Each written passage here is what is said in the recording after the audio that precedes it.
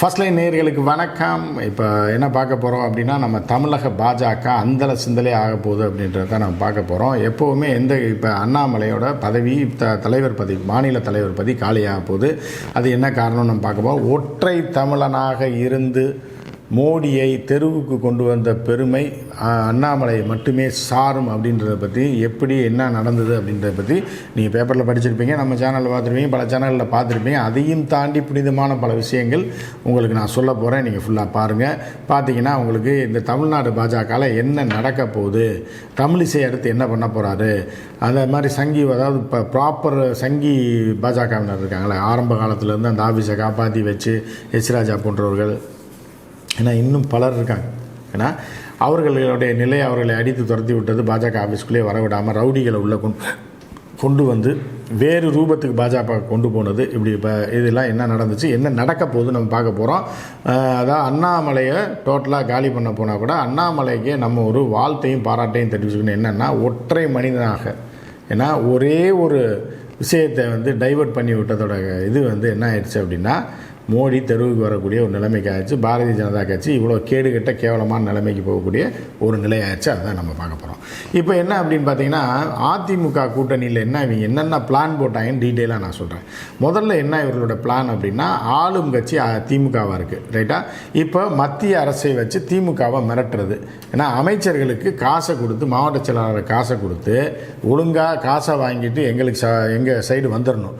இல்லைன்னா நாங்கள் போட்டி போடக்கூடிய இடத்துல உங்கள் மாவட்ட செயலாளர்கள் டம்மியாக கிடக்கணும், அதுக்கு காசு தர்றோம், இல்லைன்னா உங்கள் ஊழல் வழக்கில் உள்ளே பிடிச்சி போட்டுருவோம் அப்படின்னு சொல்லி ஜுடிஷியரியில் சில உள்குத்துக்களையும் வைத்துக்கொண்டு, ஏன்னா உங்களுக்கு புரியும் நினைக்கிறேன், வைத்துக்கொண்டு என்ன பண்ணாங்கன்னா களை இறங்குறது ஒரு பக்கம். அப்படி திமுகவை டார்ச்சர் கொடுத்து, பொய் மேலே பொய், புரட்டு மேலே புரட்டு, பித்தலாட்டத்து மேலே பித்தலாட்டம் பண்ணி, மேலேருந்து அழுத்தத்தை கொடுத்து, எல்லா துறைகளையும் தன் கையில் வச்சு கொண்டு மிரட்டி இவர்களை மிரட்டி வச்சுட்டு இருக்கணும். ஒன்று, அதிமுகவை அடியோடு அழித்து விட வேண்டும் அப்படின்றது ஒன்று. அதிமுக அழித்து விட்டு அடுத்த முறை 2026 நாங்கள் தான் ஆட்சி அமைப்போன்ற மாதிரி சொல்லிட்டு எதிர்கட்சியானாலும் உட்காந்துடணும் அப்படின்றது தான் பாஜகவோட மாஸ்டர் பிளான், சரியா? அதற்கப்புறம் இந்த தேர்தலில் அவர்கள் தனி மெஜாரிட்டி பெற்றிருந்தால் மு.க. ஸ்டாலின் அவர்கள் இன்னும் 2-3 நாளில் ஜெயிலுக்கு போயிருப்பார்.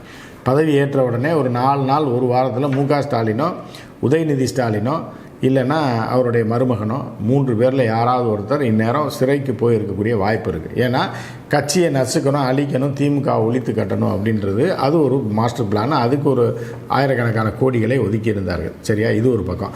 அதுக்கப்புறம் அதிமுகவை அழித்து உடைப்பதற்கு, அதிமுகவில் ஒரு கோஷ்டியை உருவாக்குறதுக்கு இவர்கள் ஏகப்பட்ட காசை செலவு பண்ணியும் மிரட்டியும் தான் அண்ணாமலை கோயம்புத்தூரில் இவ்வளோ வாக்கு வாங்கினதுக்கு காரணம் என்ன அப்படின்னா, அங்கே இருந்த அதிமுக அமைச்சர் வேலுமணி செல்வாக்கு மிக்க ஒரு கவுண்டர் அப்படின்றதுனால அந்த வகையில் உள்ள மட்டும் இல்லாமல், எடப்பாடிக்கு அடுத்து நீங்கள் தலைவராக வந்துருங்க, உங்களை நாங்கள் மேலேருந்து டெல்லியிலேருந்து பூஸ்டப் பண்ணுறோம், எடப்பாடியை தூக்கிட்டு அந்த ரெட்டலையை பிடிங்கிட்டோம்னா ஆட்டோமேட்டிக்காக நீங்கள் ஒரு பொதுக்குழுவோ செயற்குழுவோ கூப்பிட்டு நீங்கள் வந்துடுங்க, அதற்கு நாங்கள் உதவி செய்கிறோம், எங்களோட நீங்கள் கூட்டணிக்கு வரணும், அப்படி இல்லைன்னா நீங்கள் ஜெயிலுக்கு போயிடுவீங்க, நீங்கள் அடித்த ஊழலுக்கும் பணத்துக்கும் நீங்கள் உங்களை தூக்கி உள்ளே வச்சுருவோம் இப்படின்னு மிரட்டனை தொடர்ந்து, சரி போதும், இவ்வளோ நாள் சம்பாரிச்சிட்டோம், பல ஆயிரம் கோடி சம்பாரிச்சிட்டோம், இனி நிம்மதியான வாழ்க்கையை வாழ வேண்டும், கட்சியிலேயே நம்ம தலைவர் ஆகணும்னு வேறு ஆசை காட்டுறாங்க பிஜேபியில். சரி இருந்துட்டு போவோம், கொஞ்ச நாள் தலைவராக இருந்துட்டு அவங்களோட அப்படியே இருப்போம், அதுக்கப்புறம் நமக்கு வயசாயிரம், அப்படியே கட்சியை அடகு வச்சுட்டு கட்சியை காலி பண்ணிட்டு போயிடலான்றது வேலுமணியோட ஒரு மிரட்டல் காரணமாக அவர் பணிஞ்சிட்டார் அப்படின்னு பார்க்கலாம். அதை தொடர்ந்து தான் வேலுமணி டோட்டலாக அதிமுக வாக்குகளை எல்லாமே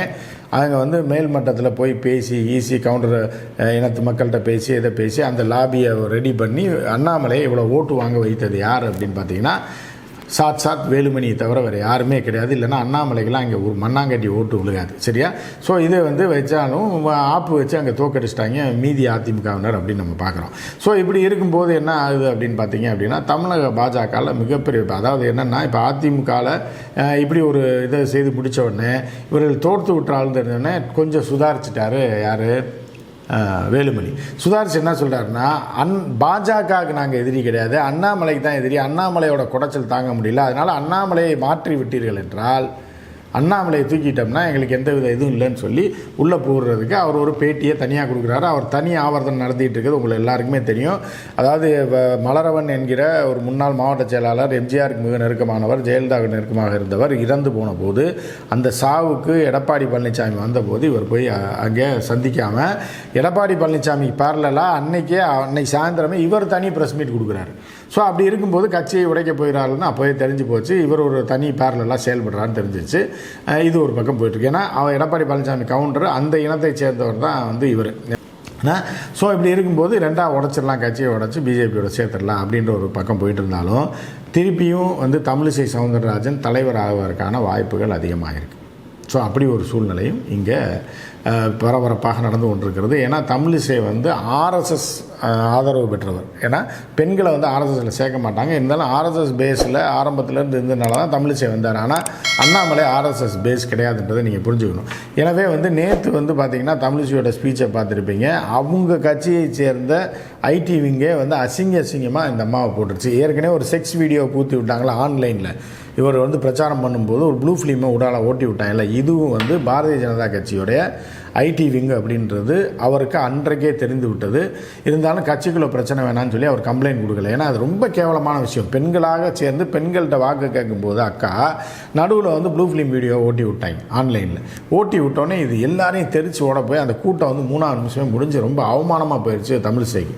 இருந்த போதிலும் இது அண்ணாமலை கோஷ்டி தான் செய்திருக்கும் என்று அன்னைக்கே உணர்ந்து விட்டவர். இருந்த போதிலும் கட்சியில் சலசலப்பு வேண்டான்றதுனால அதை காவல்துறையில் கம்ப்ளைண்ட்டாக கொடுக்கல. ஆனால் இப்போ கடுமையாக கண்டிச்சிருக்காரு, எச்சரிக்கிறேன் இருக்கார். யாரை? இது எதிர்கட்சிக்காரன் அல்ல, பாஜக உள்ள ஐடிவிங்க. என்னை பொறுத்த மட்டில் நான் கட்சிக்காக கடுமையாக உழைக்கக்கூடியவள். கட்சிக்காக இன்னொன்று நான் எப்படி எதிர்கட்சி இணையதளவாசிகளை எச்சரிக்கிறேனோ அதே மாதிரி உட்கட்சி இணையதளவாசிகளை நான் எச்சரிக்கிறேன்.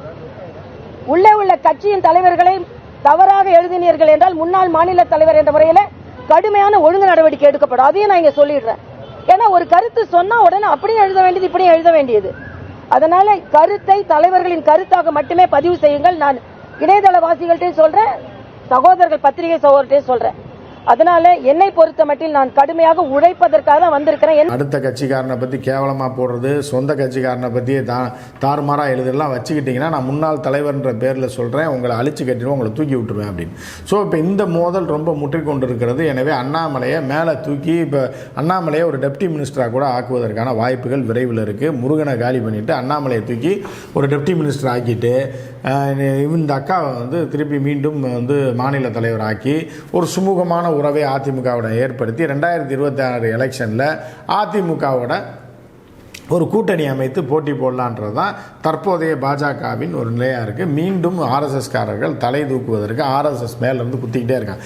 என்னையா பண்ணுறீங்க, தூக்கி எறிங்க, அதான் தோத்துட்டான் இல்லையா, தோத்துட்டான் எல்லாம் 40 தொகுதியும் போச்சு, அவனை தூக்கி போட்டு நம்ம பிராமணர்களை திருப்பி கொண்டு வாங்கன்னு சொல்லி தீவிர வேலைகள் நடந்து கொண்டிருக்கிறது. எனவே விரைவில் அண்ணாமலையை கைவிட மாட்டாங்க. ஏன்னா கைவிட்டால் இங்கே தண்ணி லாரி. ஸோ அதனால் என்ன பண்ணுறாங்க அப்படின்னா அவரை தூக்கி ஒரு பாதுகாப்பாக வைப்பதற்காக டெல்லி தூக்கிடுவாங்க. தூக்கி ஒரு இணையமைச்சர் ஏதாவது ஒன்று கொடுத்துட்டு அங்கே தூக்கி அண்ணாமலை சைலண்ட் ஆக்கி விட்டுட்டு இங்கே வேறு மாதிரியான அரசியல் முன்னெடுப்புகளை எடுப்பதற்கு பாரதிய ஜனதா கட்சி தீவிர முயற்சி செய்து வருகிறது. எனவே நாம் ஒரு முறை நம்ம அண்ணாமலைக்கு நன்றி சொல்லுவோம். ஏன்னா வந்த 2 வருஷத்தில் மோடியை தெருவுக்கு அனுப்பி விட்டுட்டு இன்னைக்கு அண்ணாமலை வாய் பேசாமல் வாய் திமுறா இல்லாமல் இருந்திருந்தா அதிமுகவோட கூட்டணி போட்டு ஒரு 15 சீட்னாலும் ஜெயிச்சிருப்பாங்க. அப்போ ஒருத்தர் தயவு தான் வேணும். ஒன்று சந்திரபாபு நாயுடுவோ இல்லைன்னா நிதிஷ்குமாரை மிரட்டி உள்ளே தூக்கிடுவாங்க, சந்திரபாபு நாயுடு கழட்டி விட்டுருப்பாங்க. ஆனால் அண்ணாமலை வச்ச வெடி மோடிக்கு இன்று வரை அந்த தீரா ஒரு தழும்பை ஏற்படுத்தியிருக்கு, மோடிக்கு பெரிய காயத்தை ஏற்படுத்தியிருக்கு நம்ம பார்க்குறோம். அதற்கும் காரணம் ஒரு தமிழன் என்ற வகையில் ஒற்றை தமிழனாக இருந்து ஒழித்து கட்டிய அண்ணாமலை நாம் வாழ்த்துவோம். மற்றொரு நிகழ்ச்சியில் சந்திப்போம். நன்றி, வணக்கம்.